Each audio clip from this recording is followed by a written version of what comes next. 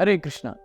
Imagine waking up every day with a knot in your stomach, the weight of expectations pressing down on your shoulders, and the relentless pursuit of success overshadowing every moment. In a world that never stops moving, where success is measured by numbers and achievements, stress caused by competition has become an unwelcome constant in our lives. This is the reality of countless individuals in today's hyper-competitive world. In this video, we explore the stress and competition that is happening in the material world and how we can completely transform it through Krishna consciousness. So why is there so much competition? It is because the material world is limited.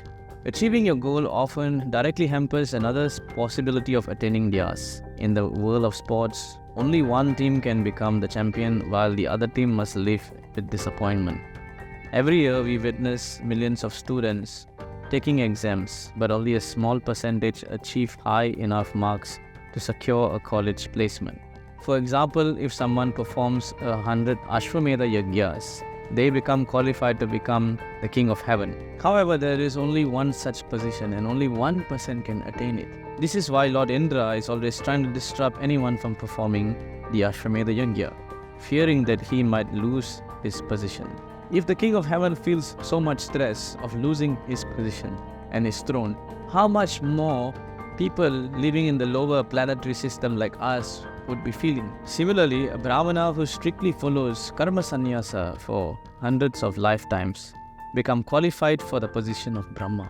These are pores of this material world and hence they are limited. One has to constantly fight, and in that fight one develops envy, greed and a huge amount of stress just to secure that position and attain their limited goals. However, if one tries to attain Goloka Vrindavan, there is no miseries for them.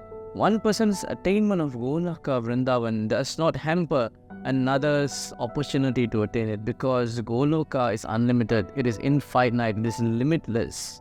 Goloka will never diminish. In Vaikunta, there is no anxiety. Kunta means anxiety and Vaikunta means no anxiety. There are no fights and the objects there are in endless supply. So there is no shortage for anyone. Everyone is engaged in the loving service of the Lord without any envy. In the material world, even an ass enjoys his own sound vibration. But in Vaikunta, such birds as the peacock, the chakravaka, and the cuckoo prefer to hear the vibration of the glories of the Lord from the bees. Everyone encourages each other in order to engage in the devotional service of the Lord. And no one is in competitive spirit trying to compete and surpass another. In the Bhagavad Gita, Sri Krishna declares to Arjuna, Trividam naraka siddham dvaram nasanam atmanam kama krodhas tata lobhas tasmadeta trayam tvajit.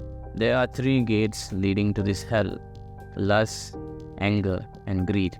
Every sane man should give this up, for they lead to the degradation of the soul. In the material world, there is intense competition among us. We are queuing up in a very long queue to attain these three gates known as lust, anger and greed, which will lead us to hell. But we do not wish to queue and go and find that gate which will lead us to liberation. Mahat sevam dvaram ahur vimuktes. One can attain the path of liberation only by rendering service to highly advanced spiritual personalities. Yet, few wish to compete or queue to enter this gate. A classic example of this is Duryodhana. Duryodhana was always burning with envy and competing with his cousins, the Pandavas, to attain their material wealth, property and wife. The Pandavas were not only blessed with material wealth, but also immensely blessed with the association of the Supreme Lord Krishna due to their devotion and love for him. Bhishma and Drona always imparted wisdom to them. During their exile in the forest, they received countless instructions and profound knowledge from Dhaumya, Vyasa, and numerous rishis and sages who imparted to them the wisdom of the Supreme. So why didn't Duryodhana compete with his cousins, the Pandavas, to attain the lotus feet of Krishna? Why was he only competing for their wealth and not the transcendental knowledge they were getting from the rishis? If only he heard the advice of all the rishis, he would have attained the highest position. All the lust, envy, greed that he carries in his heart would be destroyed and he would have become a liberated soul. But he was not interested in the competition of the soul, but he was only interested in his bodily desires to be satisfied. This is clearly seen in how he was over-enjoyed by obtaining the Narayana Sena, while Arjuna chose to have weaponless Krishna by his side on the battlefield. Duryodhana believed himself most fortunate to have acquired the Lord's army and was astonished by his cousin's foolishness. So Duryodhana was not interested in serving the Lord. He was only interested in using the Lord's resources for his own personal benefit.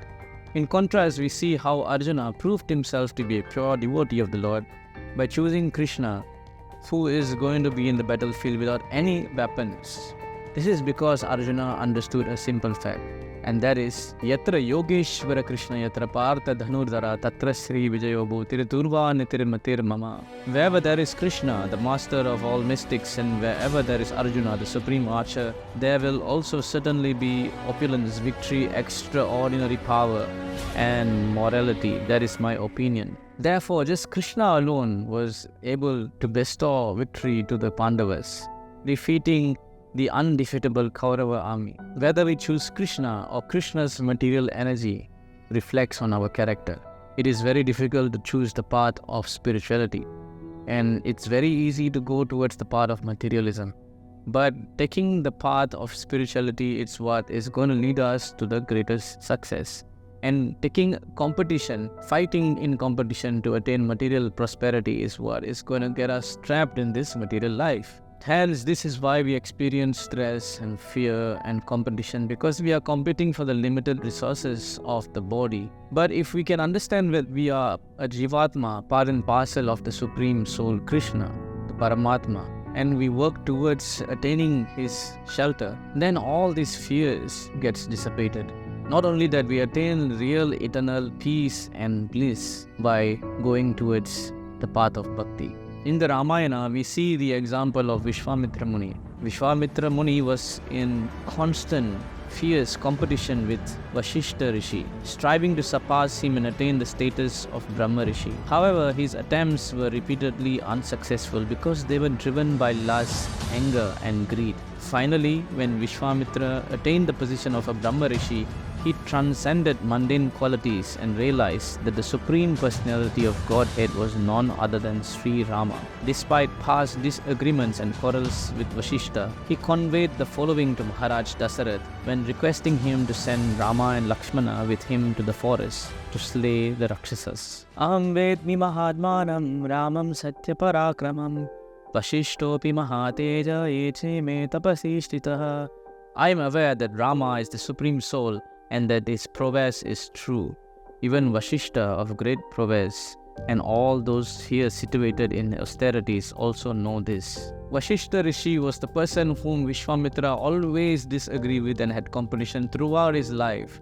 And here they have finally agreed that Rama is the Supreme Lord. And in fact, Vashishta also cooperates with him and convinces King Dasarath to send Rama to the forest with Vishwamitra to protect him in the yajna. Vishwamitra said, I know Rama is the Supreme Lord, and even Vashishta shared this belief.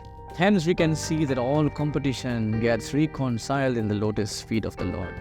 When we understand that we are Jivatma and he is the Paramatma, we are meant for his happiness, we are meant for his service alone, and not for the service of material nature, which has been causing us so much of disturbance and so much of lust, anger and greed, which causes us so much of misery.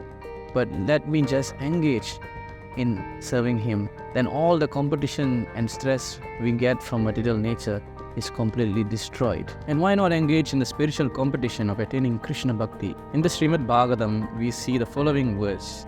Yadi dhuram gataha Krishna vanasobekshanayatam aham purvam iti samsprishya remire. Sometimes Krishna would go to a somewhat distant place to see the beauty of the forest. Then all other boys would run to accompany him, each one saying, I shall be the first to run and touch Krishna. I shall touch Krishna first. In this way, they enjoyed life by repeatedly touching Krishna. In the material world, we are constantly caught in fierce competition to touch material success. Who will be the first to become a millionaire, the first to buy a Ferrari, or the first to gain 1 million subscribers? However, in the spiritual world, the cowherd boys' competition was simply about who could touch Krishna first. This is called Uttama Bhakti, pure devotion with no desire other than to serve Krishna. Unlike material competition, their rivalry was free from envy or greed, completely immersed in the love of Krishna. In conclusion, to attain such a consciousness, we need to take guidance from the Bhagavad Gita, and we also need to be chanting the Hare Krishna Mahamantra. Only then we can transcend this material competition of stress, envy and hatred and come to the spiritual platform where we attain true bliss in the practice of Bhakti Yoga and attaining love and devotion for Krishna. Hare Krishna.